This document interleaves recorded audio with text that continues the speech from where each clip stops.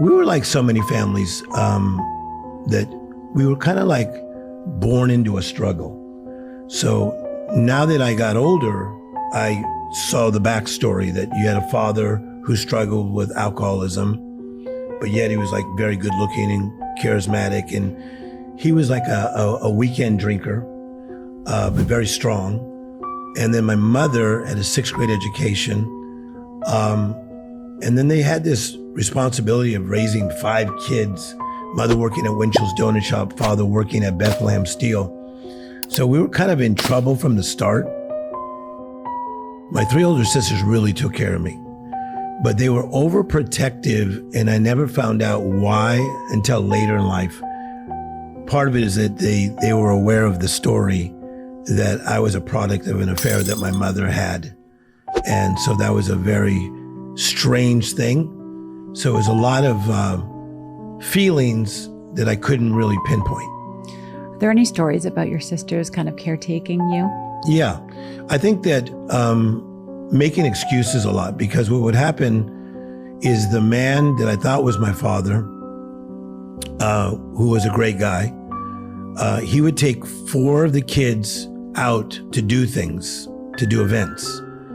And then my mother would say, Timmy, you don't want to go because it's going to be boring. But I was already like 6, 7, so I did want to go. So then my older sister would maybe say, hey, Timmy, don't worry. When we get home, we're going to have fun. My second to the oldest sister, Viola, would say, I know you like painting.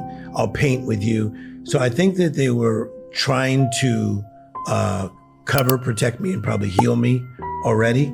But I was very aware that something was going on. Yeah. Where was a place that maybe he would have taken them that you weren't taken?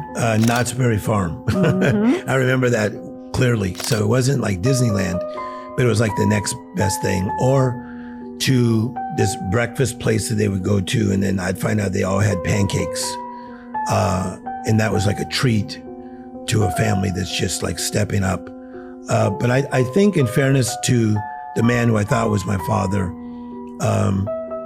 to have a child that you think is yours, because you don't know that your wife is having an affair that I knew of, and then I come out the color that I am, that probably blew him away pretty heavy. Mm-hmm. And so I do give him credit for doing his best to try to make me feel semi-connected to the family. Sure. And that comes from having empathy, probably, especially as you become an adult. And you see, yeah, a lot of empathy.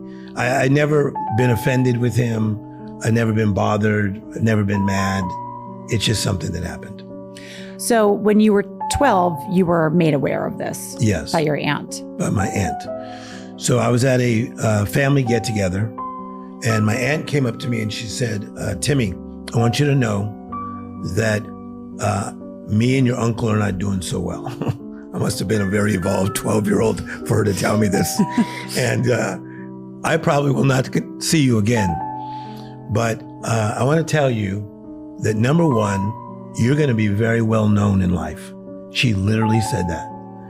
And she says, in fairness to you, you need to know some truth. The man that you think is your father, that is not your father.